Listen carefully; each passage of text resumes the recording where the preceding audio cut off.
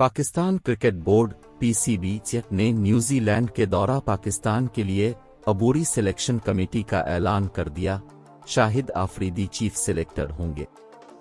Pakistan cricket board کے official Twitter account اور chairman P C B Najam Sethi نے ٹویٹر پر New Zealand کے دورے کے لیے عبوری سلیکشن کمیٹی کا اعلان کیا۔